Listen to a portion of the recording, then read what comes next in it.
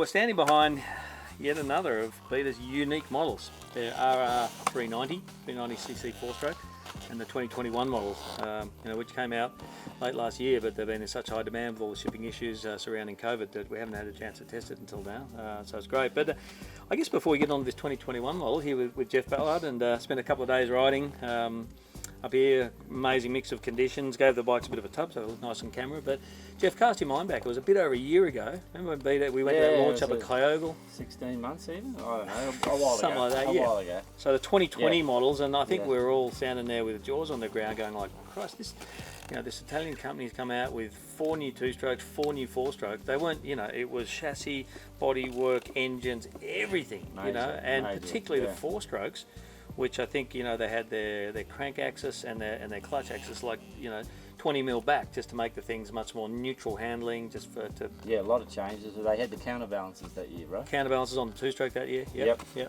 So it was a good test to see, and then obviously they look a lot different now. They've refined things, but that was a good test, and it's been good here too. Good conditions, although wet. It's good to ride them in the wet.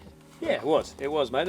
Just casting your mind back, I watched that video the other day. I think you said your 430 was your favourite models, and over 130 cc window, you've got a 350, 390, 430, 480.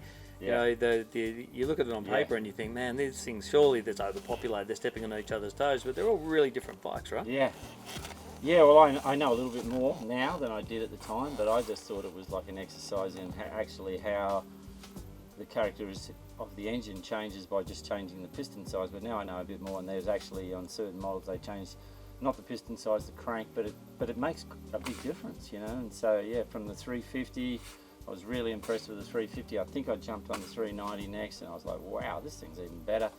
And then it wasn't a particular order, so the next thing is I might have thought at that stage that the 430, is it? Yeah, this was a great bike too, and it's interesting that this is one of its big sellers, and it's not a surprise to me after riding it, but it's a good bike, Well, let's just turn our attention now specifically to the 390. For 2021, it gets a few bits, as Geoff alluded to. It's gone from sort of like, I think it was 3/4 white, now it's all red. It's a really bright day glow kind of red. They've had a little bit of changes here around I think they've just gusted that for a bit more stability. The subframe, that plastic, reinforced plastic subframe, which is an absolute work of art and beautiful when we look under the seat, the way they've designed all that. That's different. A little bit of change of the electrics.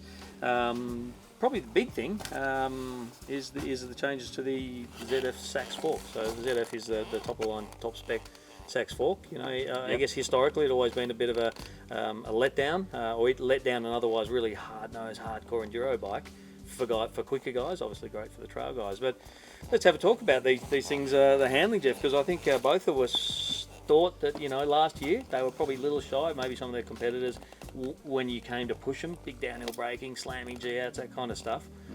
But in the last couple of days, I kind of found that they're definitely the fault. I think it stepped it up a bit.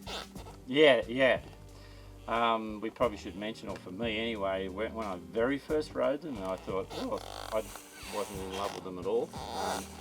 But the bikes were brand new, so just kept mentioning it, how they changed after so many Ks of doing what we've done over these last few days. And at the end there, I went and did some of the stuff I'd done earlier, a little bit of a natural terrain moto track to all sorts of bush and everything, and it really changed, and it changed in a good way. And it's a very good all-round suspension. There's not a lot wrong with it at all, and I lived with it so much better in the end, and I was smiling a lot more. I thought it was pretty decent stuff. And so in many ways I think they have improved it quite a bit. I don't know what they've done, but the last time I rode, which was, I don't know, was it 15 months ago? It was a while ago anyway. On these things, you mean? They've definitely, they've improved it again. So it's pretty decent. It's it was a surprise in the end, but the biggest surprise was how it changed. So obviously you can't rate this when you get it, and it's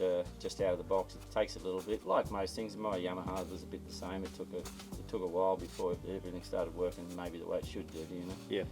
So interesting, the capacity too. I think for me, I totally agree with everything you're saying. I found incredibly stable, really through some of that snotty rocky stuff, super planted, and downhills where in the past, you know, it has been a little bit nosy, a little bit kicky in the arse end. You know, we wound up really nice having that facility of having 10 turns and 10 mil for spring preload, so you can just rock it back a bit if you're doing a lot of big downhill braking. But yeah, for me, I think the engine, the 390. So it's, you know, they take their 350, they stroke it, a little bit more stroke on it to create a 390. It's, you know, the only one occupying this sort of area. You know, you've got your 350s, which everyone calls the best of both worlds, and then the 450s, which a lot of people I think feel maybe too much power for them. Maybe, you know, they're great for a lap or two, but you're really giving up agility. You know, is this thing the best of both? A better best of both worlds than a, say, 350? Maybe. Yeah, look, it's more torquey. It's more, to me, it's a little bit more trail ridey being a longer stroke, you know, and it's incredibly smooth. Like when you're just cruising along the roads, it's like a road bike in a way, you know, it's as smooth as. I've mentioned to you, but the gearbox is excellent. Everything is, there's very low vibration. The gearbox is excellent. There's not a lot wrong with it there. You cruise down the road, you go, it's very smooth. And that smoothness, you know, it makes it easier to ride in slippery conditions. We did, you know, notably, well, we talked about it, how much traction it seems to have. Obviously the tyres are pretty good. It's got Pirelli tyres and obviously a great brand. I wasn't in love with the front tyre. That was, you know, muddy conditions, maybe more like the MX32. I think that's one of my favourites. There's a Pirelli, and I think that tyre in our conditions let the front down a little bit, but they're, you know, they're great tyres, and you know, we went in a lot of places that was pretty gnarly, and it's quite outstanding. It's got good traction. So you love your snotty pine forest, mate. It's not without fail we go riding. You take us into some of that stuff, but it is a really good test because you get some rocky sections, you get some real slick routes, you get some you know, the hill climbs where you've got bugger all traction. But also in talking about that tight stuff, the agility of this thing, some downhills where you're standing up and throwing it in. It felt planted, but it was, you know, you could almost throw it around like a two-stroke. That was probably, for me, the most impressive thing about it.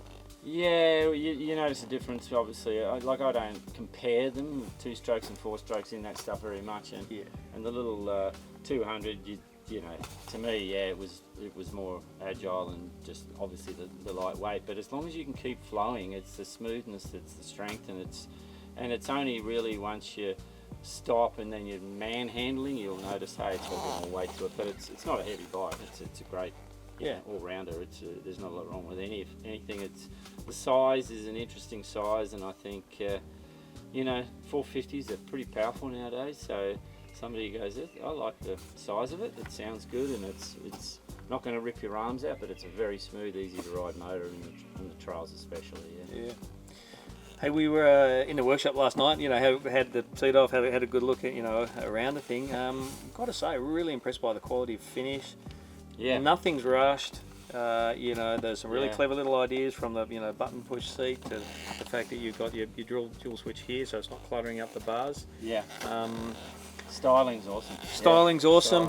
You know, we did complain a bit about the seat. I mean, it's limited foam here. They have added a little bit and cut down, I think, the base. And I think that was a bit better this year. I found actually when I was sitting right up the front of the thing and hit a series of, you know, so that's one thing for me. There's probably, I mean, there's not a lot you can do because you're changing the silhouette and making the seat a lot higher. But I think the density that you run is spot on for that small amount of foam. So, you know, you run too soft a foam and you basically then worse because you're living on the base, you know. So they've done a good job.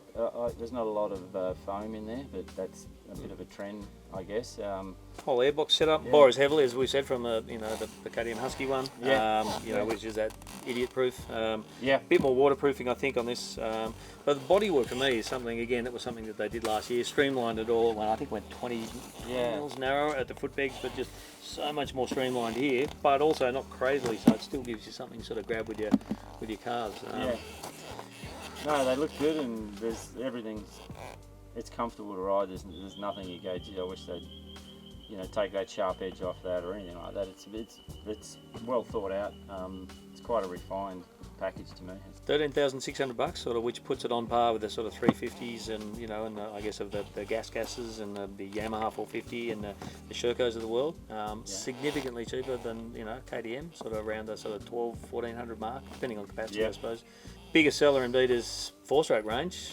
Can you see why? Yeah, I can see why. It's a great size, and it gives an alternative to the others as well, which maybe attracts some people over going, oh, the 450 is just so powerful, I might have a ride on a mate's one or something. I can see how that all works, and it makes sense, you know, like you can certainly make a lot of power out of these modern 4-stroke engines and still got enough mumbo when you want it. So it's a pretty all-round sort of a package. I can see why it sells okay. Yeah, and interestingly, after a couple of days riding, like we said, in a lot of snotty stuff, not one thing came loose, not one strip bolt, not one problem of something being bent or snagged, you know, so, you know, I think as a brand, you know, Beta's come a long, long way in recent years. You know, that big overhaul last year was an incredible achievement, and I think speaks volumes for how much the brand has invested in their product. Refinements this year, I can also understand why there's 390. I think this is my pick of the bunch, you know.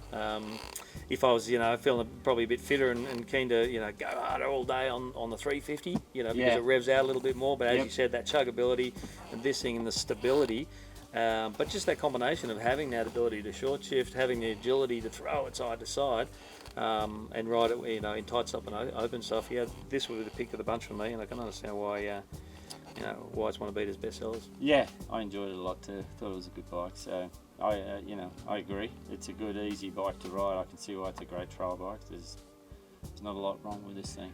It's all right. Yeah. Oh, I forgot to mention, new fuel cap this year, mate. Oh yeah. That's fascinating. But new instrumentation too, which is actually probably worth mentioning. And they've got some new electrics as well. So when we say refinements, not just the looks of the bike, I think the electrics and including the stator charges a bit more efficiently. So not major like the last one. There was a lot of changes, I remember, and yeah, this is a refinement thing. That's right.